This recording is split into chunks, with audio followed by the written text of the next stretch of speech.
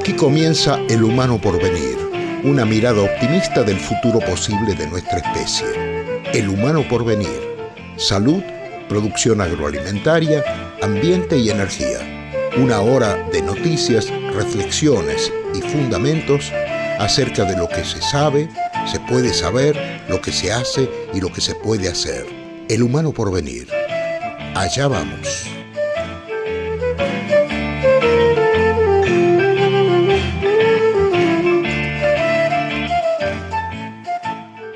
Hola, gracias por sintonizarnos. Comenzamos aquí con el quinto capítulo de este programa semanal impulsado por Imaginaria Producciones en colaboración con Radio Universidad Nacional de Tucumán. Hasta aquí hemos venido desarrollando distintos aspectos concernientes a los 4 grandes ejes temáticos que estructuran esta propuesta: la salud humana, la producción agroalimentaria, la cuestión ambiental y la generación de energía. En materia de salud humana, de la mano y de la palabra, claro, de la doctora Miriam Greenblatt, hemos venido hablando básicamente de virus y vacunas, de algunos virus y de las vacunas que existen hoy para defendernos de esos virus.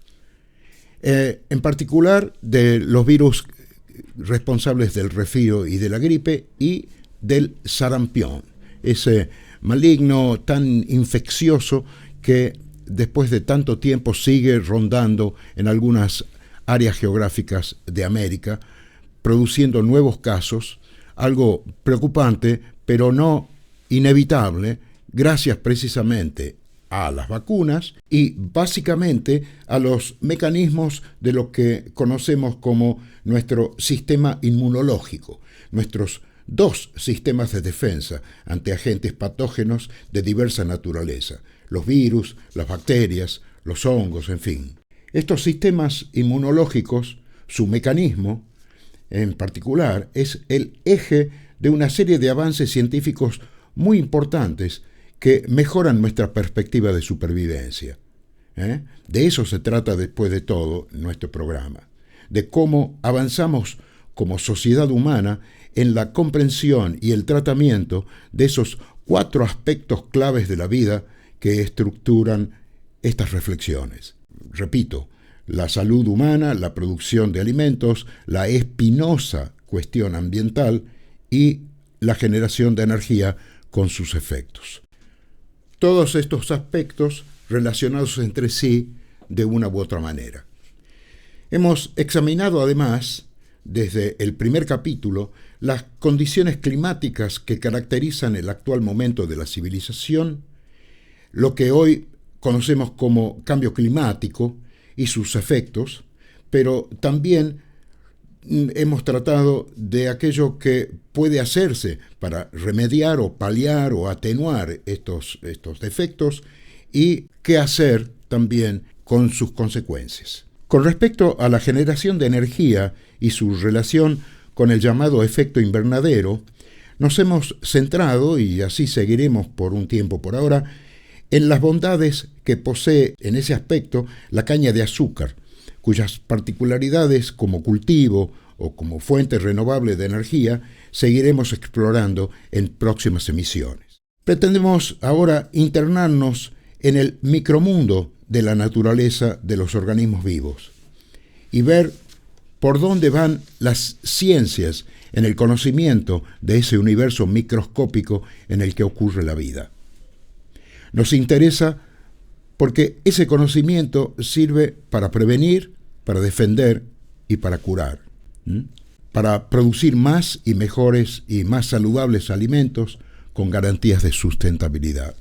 Un camino virtuoso hacia un más profundo y cómplice y más inteligente acuerdo productivo entre la civilización y la naturaleza. A propósito, tengo acá a la vista una noticia bastante reciente acerca de un descubrimiento muy importante hecho en Argentina.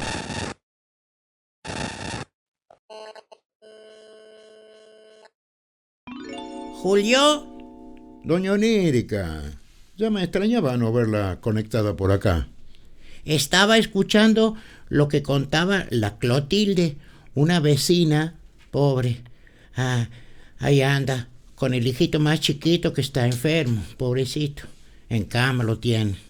Apenas puede respirar. Upa, ¿será sarampión?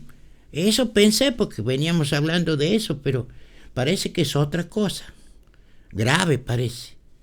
¿Piensas llamar a la Miriam hoy? Claro. Iba a presentar antes otro tema, pero relacionado con lo que veníamos hablando sobre los virus, las bacterias, esas cosas, sobre nuestro sistema inmunológico. ¿Eh? Pero sí, podemos adelantar ese contacto con Miriam. Ya debe estar en línea. Miriam, ¿estás ahí? Hola, doña Onírica, sí, estoy aquí. ¿Cómo anda usted? Bueno, estoy algo preocupada porque ahora le contaba a Julito.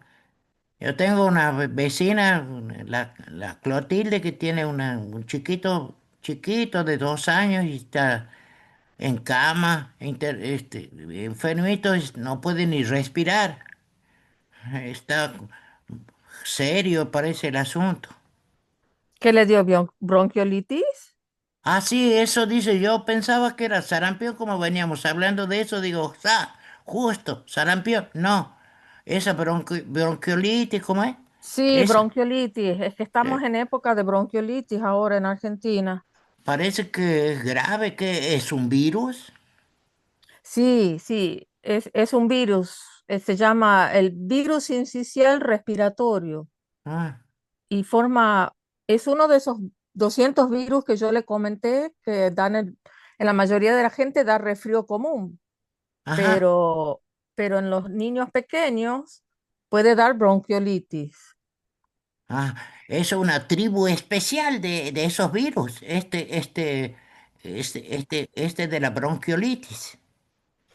Sí. Bueno, sí, es una tribu de uno porque es el virus incisional respiratorio, es el virus que es la causa más frecuente de bronquiolitis infecciosa Ajá, en cualquier en, persona.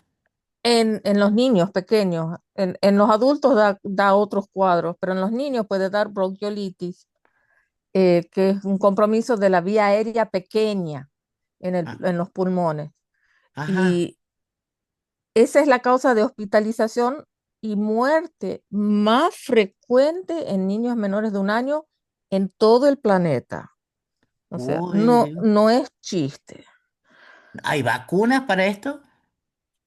Sí, hay vacuna para esto. Recientemente se ha implementado una vacuna porque después de 60 años de investigación de este virus se ha creado una vacuna y que se está usando en las embarazadas y en las personas mayores de 60 años que tienen condiciones de salud preexistentes.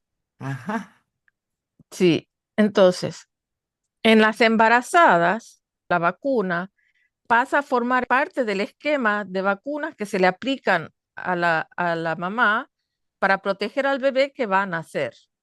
ajá, Entonces, se le da la vacuna entre las semanas 32 y 36, o sea, en el octavo mes.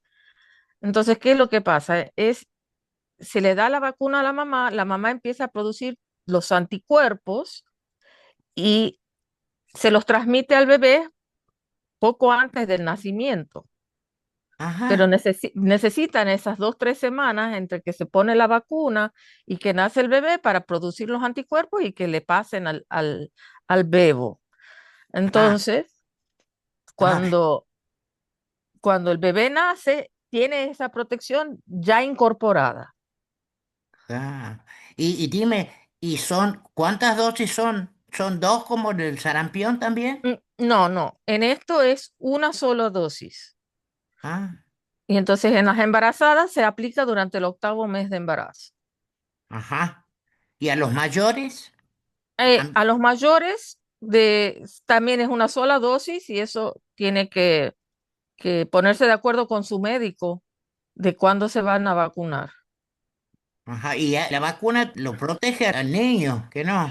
Bueno, es lo que se llama inmunidad pasiva.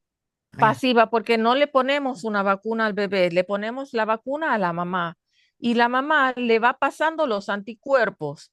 Durante el embarazo, los anticuerpos pasan por la placenta y llegan al bebé y después cuando la mamá lo amamanta al niño o a la niña, también le está pasando con la leche, le está pasando anticuerpos, especialmente con el calostro, con la primera leche que tiene la mamá. Este, Y dime, ¿y el bebé queda protegido ya para toda la vida?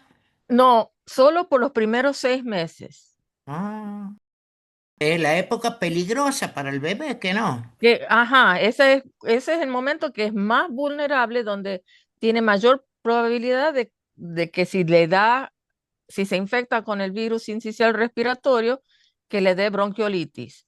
Y los estudios preliminares que están, porque se reporta siempre, sobre todas las vacunas, uno siempre van reportando, y entonces se está viendo de que los bebés de mamás que han sido vacunadas tienen mucho menos complicaciones por este virus que los bebés de mamás que no han sido vacunadas. Y Ajá, eso que solo llevamos 1 año de usar la vacuna, pero eso ya se está viendo. ajá. ¿Y qué más me puedes decir? ¿Y qué más te puedo decir? Que eso es un virus sin vergüenza, Ah, porque otro más. sí, otro más, porque este virus, a diferencia del de sarampión, no produce una inmunidad permanente. La inmunidad que genera es una inmunidad incompleta. Entonces, esto significa que uno se puede agarrar este virus varias veces en la vida y a veces hasta en el mismo año. Se lo puede agarrar 2 y 3 veces. Y estamos en época Y es de ese tipo de enfermedad que no. Sí, sí, la época en Argentina se extiende normalmente entre abril y julio, pero puede empezar antes y puede durar más tiempo. O sea, redondeando entre marzo y agosto es época de bronquiolitis. Ajá, Pero lo que sí sabemos es que la vacuna, la inmunidad que produce la vacuna, por ejemplo, para las personas mayores, que son vulnerables, o sea, que tienen una enfermedad cardíaca, una enfermedad pulmonar o que son diabéticos, son más vulnerables a tener complicaciones por este virus. Al vacunarse, la inmunidad de la vacuna es mejor que la inmunidad que produce la enfermedad. ah, qué buena esa vacuna. Ojalá prospere, que no. Ojalá. Sí, ojalá y que ojalá Está en la salga pronto. Argentina, ¿no? Está en la Argentina, que no. Está en la Argentina, se empezó a usar el año pasado, pero le cuento un chimento, doña Onírica. Dime. Argentina, Argentina participó en los estudios para implementarlo a la vacuna. Se estudió en Tucumán, en Salta y en otras provincias. Ajá. Y es pionera Argentina. Es el primer país del mundo que en este momento agrega el uso de la vacuna contra el virus sincicial respiratorio en forma gratuita y obligatoria para las embarazadas. Mire usted. Bueno. O Ja, sea, qué yo, bueno, che. yo estoy, Con yo estoy algo bueno de la fascinada, Argentina, que no. pero es fantástico, es fantástico. Yo estoy fascinada, fascinada estoy con toda la actividad que hay en pro de las vacunas en Argentina. Ujú. Mirá vos, importante la noticia, porque siempre es bueno dar las buenas. Miriam, Claro, dime. ¿te queda algo más de lo más importante para decir ahora acerca de esto? Sí, algo más de lo más importante es de que esta vacuna es obligatoria y gratuita en las embarazadas, pero para las personas mayores vulnerables está disponible, pero no es gratuita. Ajá. O Bueno, sea, para el que hay que pueda. ir, para el que pueda o el que la necesite, la tiene que ir a pedir. Entonces, y la otra cosa que te quería decir, te propongo, volviendo para las buenas noticias, Sí, hablemos de virus buenos, Julio. buenísimo. Yo sé que hay bacterias, virus, hongos que se pueden usar en positivo, ¿verdad? Pero claro, no solo que se pueden usar en positivo, sino que son necesarios e indispensables para nuestra existencia. Qué bueno. ¿Qué Ajá. tema ese? ¡Ja, ja! Me encanta. Así sí, nos hacemos amigos de los pequeños infectosos. Ajá, sí, los gérmenes. Los gérmenes, no hay que tenerle una connotación negativa a los microbios. Los microbios pueden ser buenos, aunque los hay también malos. Pero nada, positivo siempre. Bueno, muchas gracias, Miriam. Hasta la Muchas de próxima. nada. Hasta la próxima. Ha sido un placer inmenso, como siempre. ¿Qué Chao, cosa con Miriam, estos querida. virus? Sí, Chaucito, chaucita, qué hasta cosa con pronto. los virus. Chao. Y también con algunas bacterias. No todas son malos, parece. Virus y bacterias, malos y buenos. Y algunos traicioneros, engañeros, se hacen pasar por buenos y terminan haciendo daño, en plantas, en humanos. Si usted creía que todo en la naturaleza era siempre noble, bueno, no siempre es así. El instinto básico, común a todos los organismos vivos, es comer y reproducirse. Desde los organismos unicelulares hasta como las bacterias, Hasta nosotros mismos. sí, bueno, ese instinto a veces lleva a algunos a hacer cualquier cosa, incluso a hacer daño a otros con tal de cumplir con ese propósito. Los virus hacen eso, ¿que no? Bueno, los malos por lo menos. Los virus malos, las bacterias malas, para con nosotros. Pasa, como le dije, con algunas bacterias, engañeras, traicioneras, y las plantas, y a veces también con las propias células de nuestro propio organismo humano. ¿Tan así? Totalmente. Eso es en el fondo lo que ocurre con el cáncer, fíjese. Las células están programadas para durar cierto tiempo y después morir para ser reemplazadas por otras idénticas con la misma función. Pero algunas se rebelan, desconocen ese programa y se lanzan a la vida loca, sin importarle a qué órgano pertenecen. Y además siguen reproduciéndose sin parar, creciendo y reproduciéndose sin parar. Ese es el cáncer, básicamente, la vida loca. Justamente, antes de que usted apareciera, estaba por comentar una noticia aparecida hace poquito acerca de un descubrimiento muy importante para combatir estos tumores malignos. Descubrieron, un equipo de científicos argentinos, qué pasa en nuestro sistema de defensa con una proteína. El sistema inmunológico. Eso es. Descubrieron lo que pasa con esa proteína traicionera. ¿Qué es una proteína? Me imaginé que podría llegar a preguntarme eso, así que por eso he consultado a Diego Plopper, para que nos explique un poco de qué se trata. Diego es doctor en química biológica y trabaja en proyectos especiales como investigador adjunto en el Instituto de Investigaciones en Medicina Molecular y Celular Aplicada, del CONICET. ¿Lo escuchamos? Dale.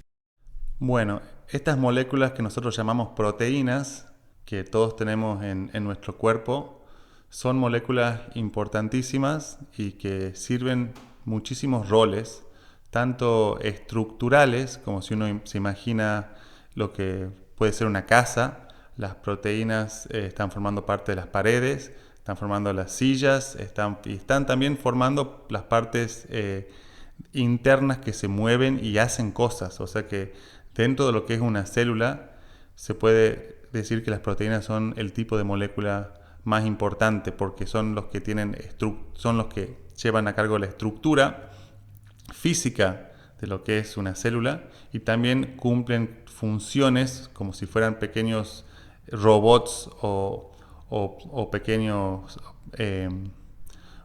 como los engranajes, como instructores, son los que llevan a cabo las cosas que pasan adentro de la célula en general. Son los engranajes, como si la célula tiene que hacer algo, el que lleva a cabo las tareas son las proteínas. Y dentro de una célula mamífero más o menos estándar, se puede decir que tenemos alrededor de 20.000 tipos de proteínas distintas. Eso es más o menos igual en todos los seres vivos. Ese es el número aproximado. Y de esos miles de proteínas, nosotros conocemos la función de muchísimas, pero no de todas. Y son moléculas muy interesantes porque si uno se pone a ver evolutivamente, la misma proteína que yo tengo, que le podemos llamar ABC, la proteína esta ABC que tengo yo como un Homo sapiens, también la tiene, por ejemplo, un coral en el fondo del mar, o una mosca o un gusano, y esa proteína que llamamos ABC en general tiene la misma función dentro de la célula mía que dentro de la célula del coral o de una mosca o de un gusano. Y plantas también, sí. No tienen las mismas proteínas. Ahí yo no soy tan experto en la parte de plantas, pero sí en la parte de animales. Por eso son tan importantes los modelos animales, y nosotros podemos estudiar con total confianza una mosca y ver qué le pasa, cuál es la función de una proteína X adentro de una mosca o adentro de una rana o adentro de un ratón, y decir con muchísima confianza es la misma función que cumple esa proteína en un ser humano.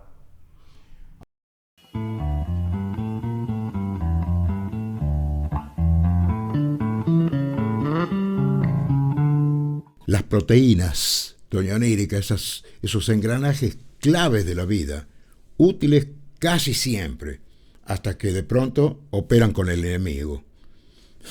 Ya vamos a ver.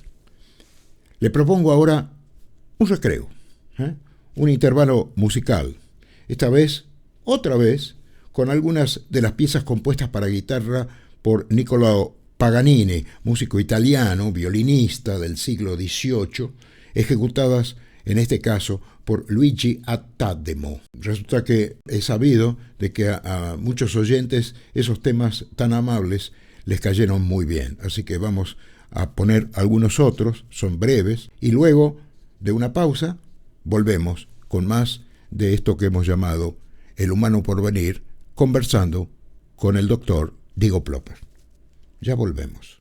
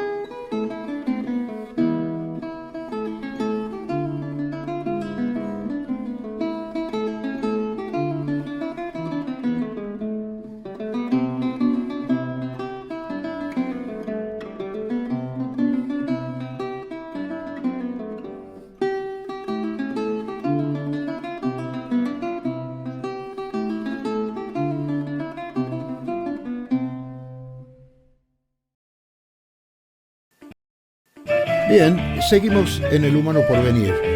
Les recuerdo a quienes desean comunicarse con la producción del programa que pueden escribirnos a elhumanoporvenir, todo junto con minúscula, elhumanoporvenir@imaginaria.inc, con K al final, inc.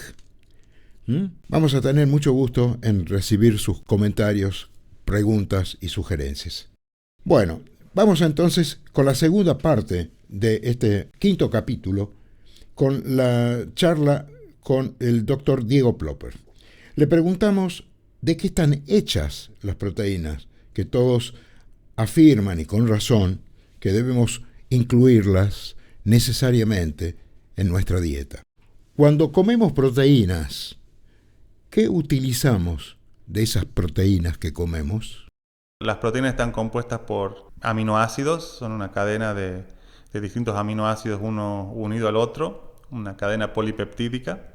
De eso, entonces, a nosotros nos sirven los aminoácidos esos de las proteínas. Nosotros en nuestro sistema digestivo las rompemos a todas, absorbemos los aminoácidos y después nosotros los volvemos a utilizar esos aminoácidos para hacer otras proteínas, las proteínas de nuestro cuerpo, con la secuencia que nuestro cuerpo dicta.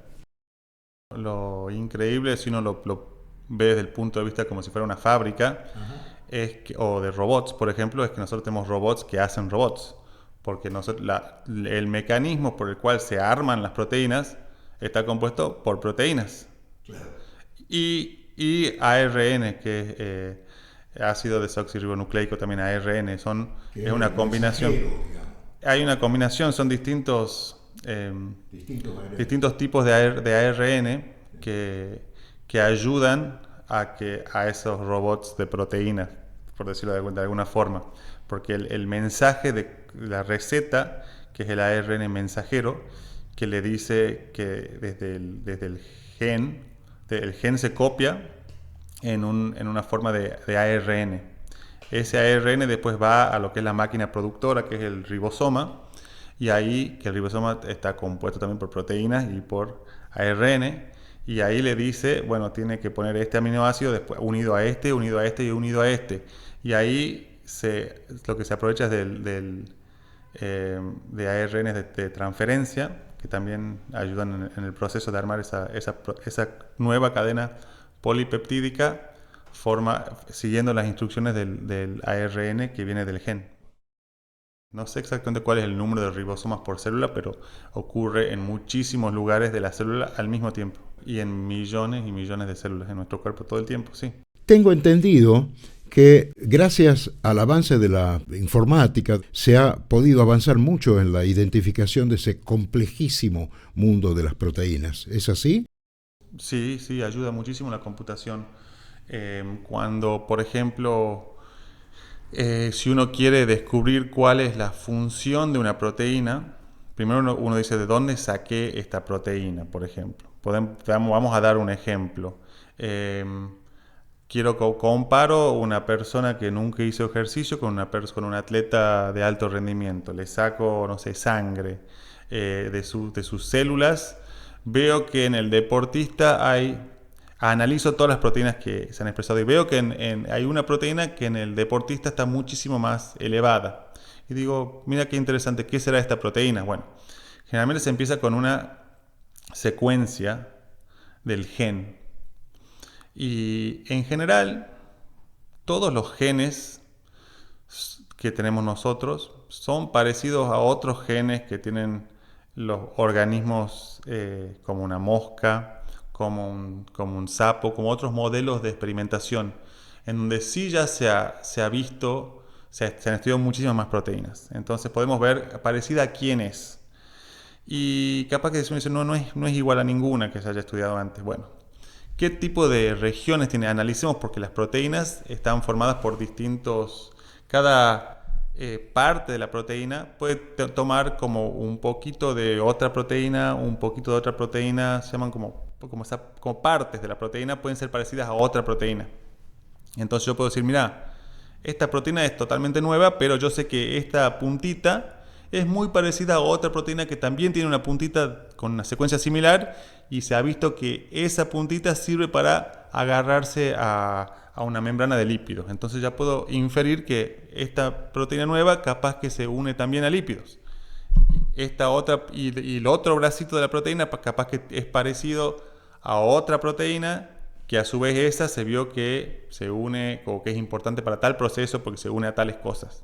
Y por inferencia puedo decir, bueno, capaz que esta también. Entonces ahí uno empieza a testear. Entonces, todas las secuencias de proteínas que nosotros tenemos, o una proteína nueva, por ejemplo, siempre va a tener algún tipo de dominio, que le decimos nosotros, partes de esos aminoácidos, algunas secuencias que son parecidas a otras cosas. Entonces, de esa manera, uno puede empezar a inferir cuál es la función. Después siempre hay que evaluarlo con experimentos de mesada, ¿no? La computadora puede llegar hasta cierto punto, pero después hay que hacer los experimentos. Uno, por bioinformática, puede inferir, mira, esta proteína nueva, que me diga, hay programas que te dicen ya hace muchísimo tiempo, antes que el concepto de inteligencia artificial, así, ya te dice, esta proteína seguramente estará involucrada en tal proceso, porque tiene este dominio o este otro dominio. Entonces uno puede ir infiriendo qué tipo de proteína es o cuál es su función. El avance en la identificación de las distintas funciones de las proteínas y las distintas proteínas que existen en nuestro organismo ha llevado, junto a otros conocimientos acerca de la bioquímica celular, a un mejor conocimiento de los procesos tumorales y acercándonos a solucionar las dificultades de nuestro sistema inmunológico para combatirlos. En unos estudios recientes se ha descubierto que una proteína de las células de defensa que actúan contra esos tumores termina pasándose del lado del tumor y facilitando su crecimiento. Claro, el cáncer siempre encuentra formas de evadir la respuesta inmune y sobre todo de evadir los controles y mecanismos internos de cada célula para dejar de replicarse o para llegar a un momento donde dice, bueno, ya tengo que morir y muero por muerte programada, digamos. Ya cumplí ciertos ciclos me reproducí tantas veces y tengo que morir. Pero los cánceres encuentran siempre formas de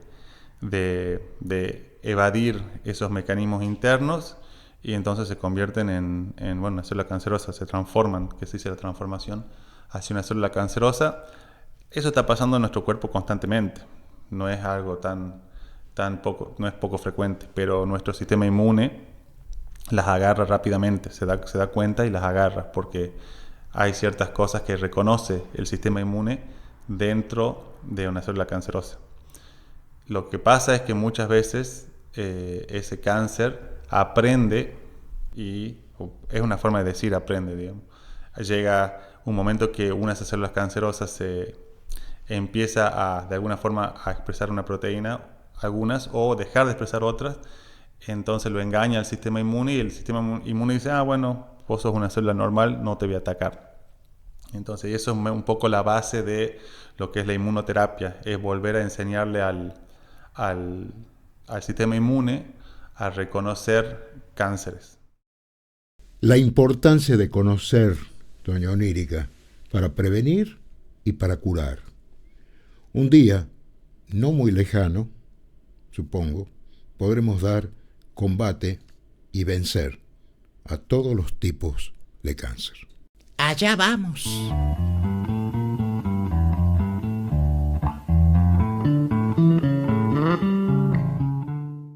No solo los humanos tenemos sistema de defensa.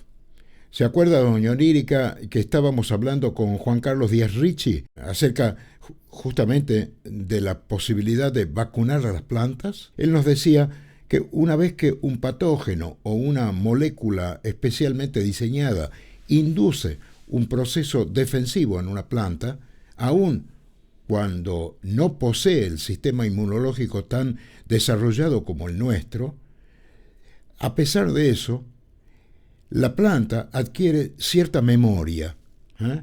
Y se preguntaba, ¿qué es la memoria?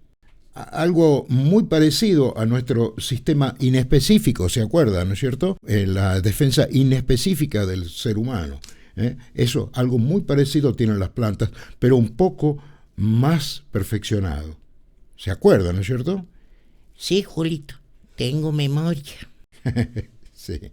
Escuchemos lo que nos decía Juan Carlos al respecto. Cuando nosotros, los mamíferos, los seres humanos, nos vacunamos, no solo activamos el sistema de defensa, sino que después que hacemos el esquema de inmunización, las células encargadas, todas las células linfocitarias y todo lo que participa en eso, adquieren una memoria. A tal punto, que es muy ventajosa, porque a tal punto cuando vuelve el antígeno a atacarnos, ya el cuerpo reacciona rápidamente a detenerlo, al invasor. Sí, claro. Ahora, las células vegetales, como las células de los seres vivos inferiores, también tienen eso, y hoy se sabe que tienen también un tipo de memoria.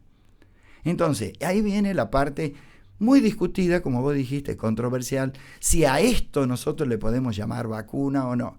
Obviamente, si nos quedamos con el concepto de vacuna como nosotros los conocemos en los mamíferos, o no es eso, pero si nos quedamos con el concepto original que hicieron los padres de la vacunación, sí, allá a fines de 1700, con la vacuna de la viruela, ellos no sabían nada del sistema inmune, simplemente sabían que si se le ponían esas pústulas que tenían las vacas, que eran producto de la reacción inmunológica, se la inoculaba en un ser humano, el ser humano adquiere resistencia a la viruela.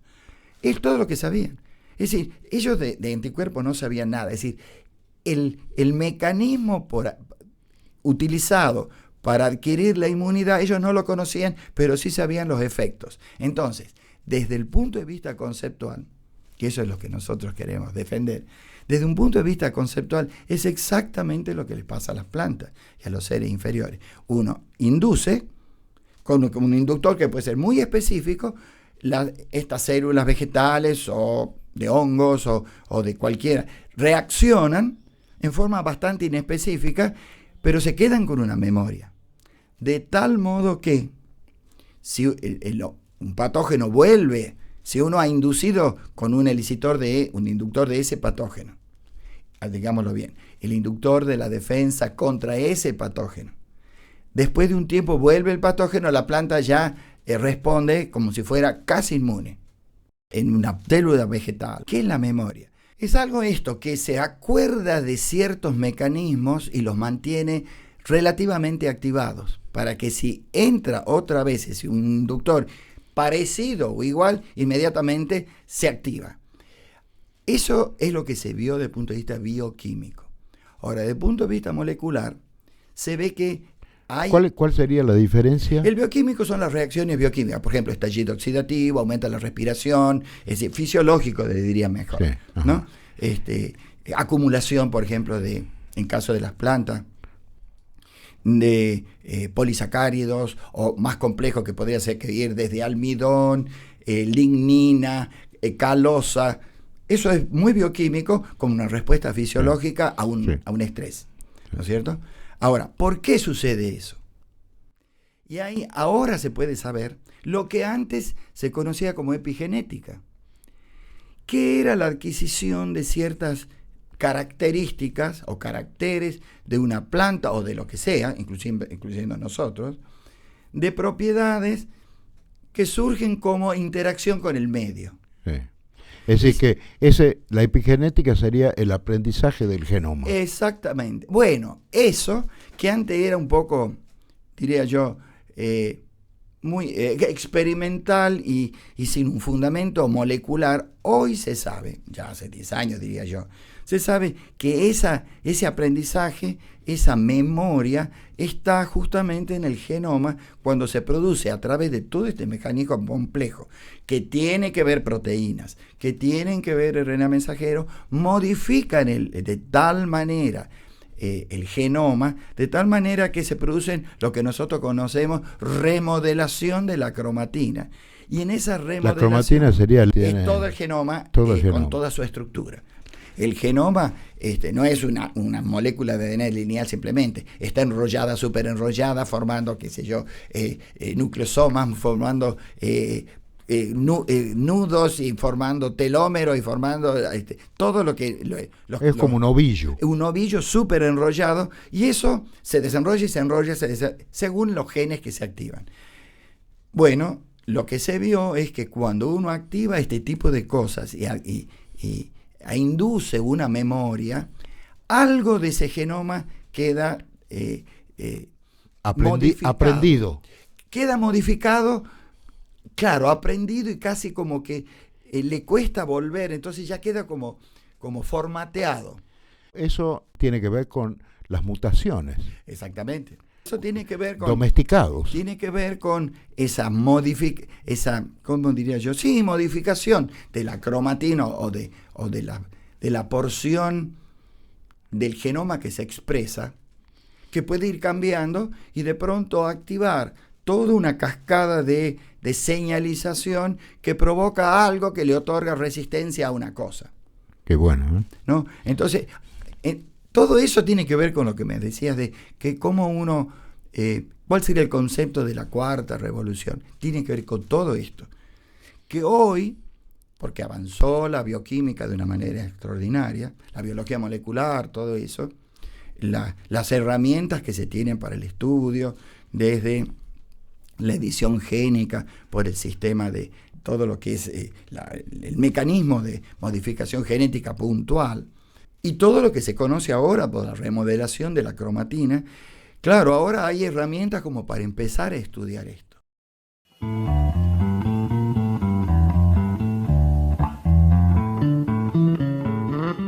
Estamos todos hechos de lo mismo, doña Onérica. Todos los organismos vivos que hay en el planeta con los mismos componentes en distintas combinaciones. Ya vamos a entrar más profundamente en eso. ¿Por qué? Porque nos estamos adentrando en el micromundo de la vida. Un viaje fantástico, Julito. Tal cual.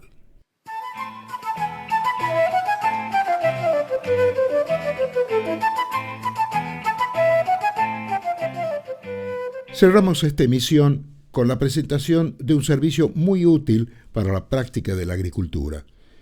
Vaya esta primera charla con Jorge Forciniti, jefe del Servicio de Agrometeorología de la Estación Experimental Agroindustrial Obispo Colombres de Tucumán, como anticipo, en realidad, de un tema bien climático que desarrollaremos a partir del próximo capítulo: la medición de las radiaciones solares.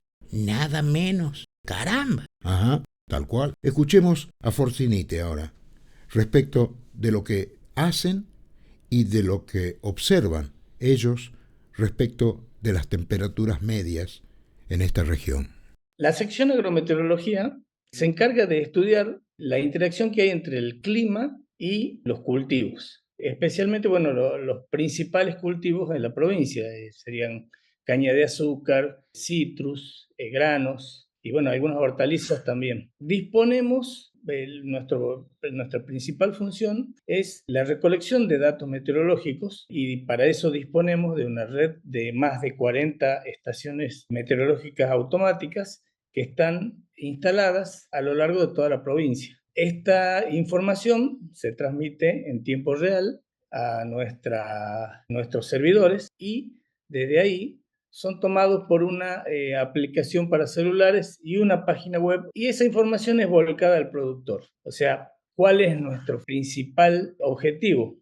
Hacer que el productor tenga información en un tiempo que sea lo más inmediato para que pueda tomar decisiones, ¿sí? Ese sería básicamente el principal objetivo de nuestra red.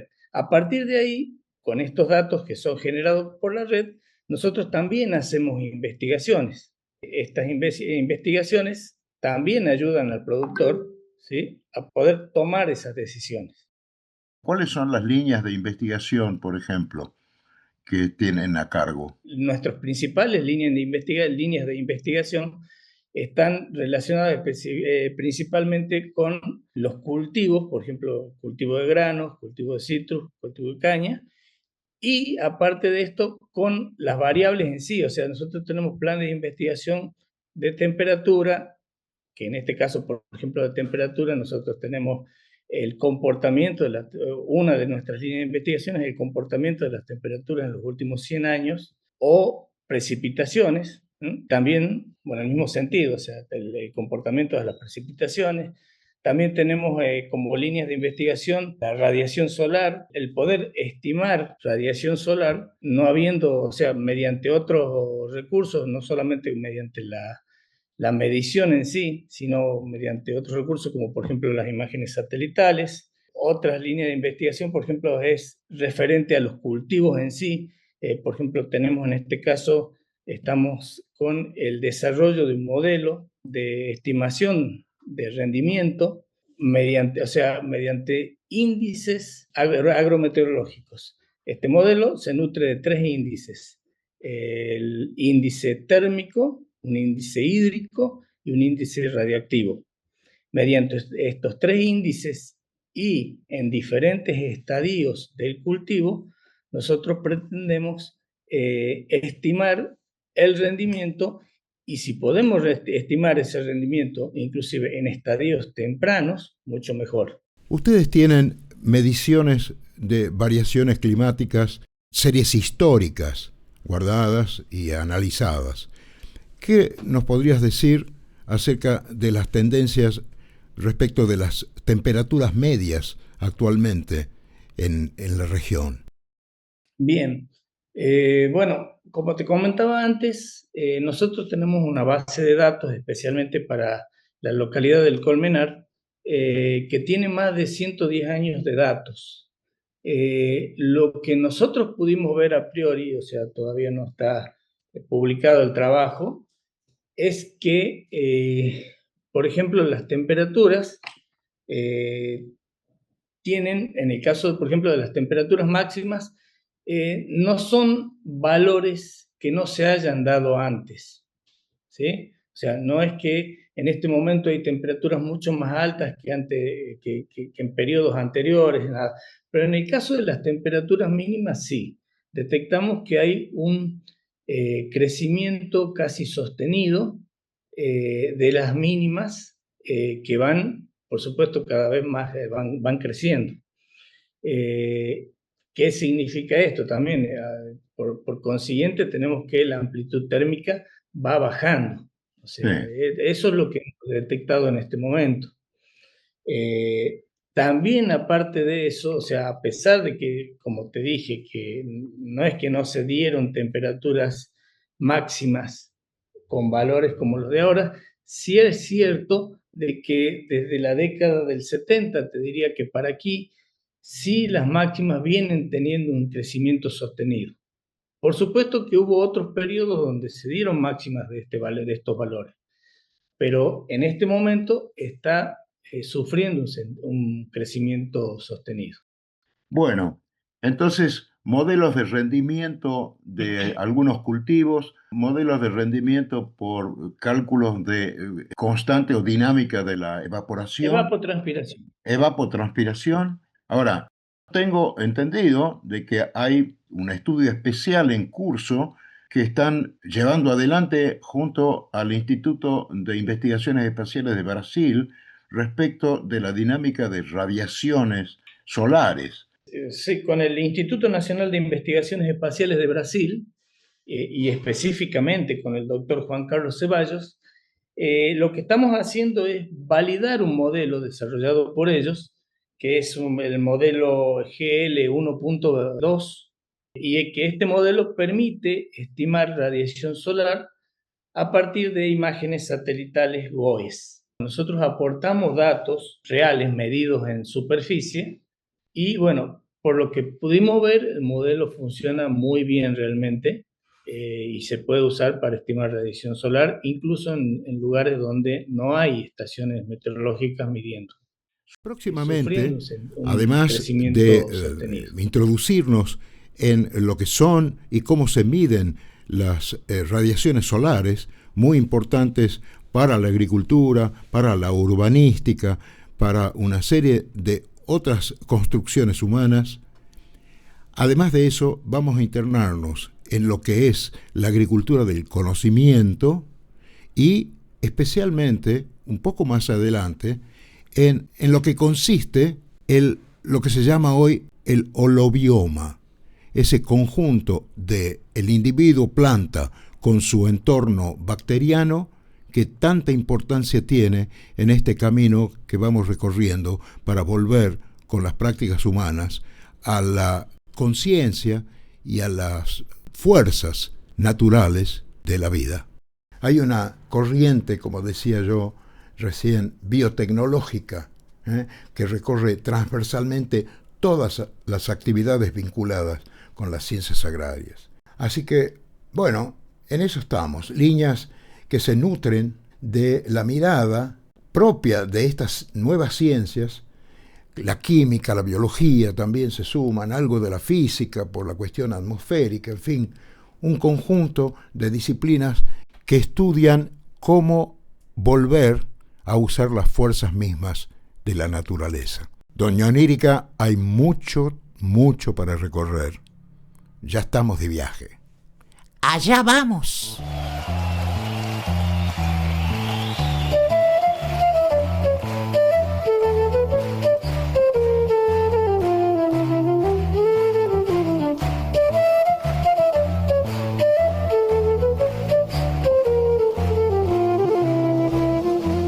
Ahora sí, final.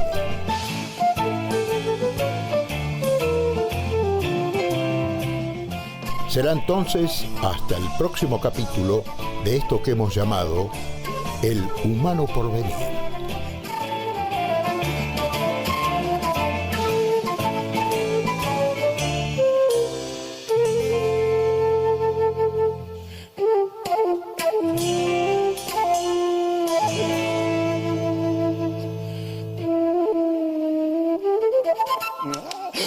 Allá vamos.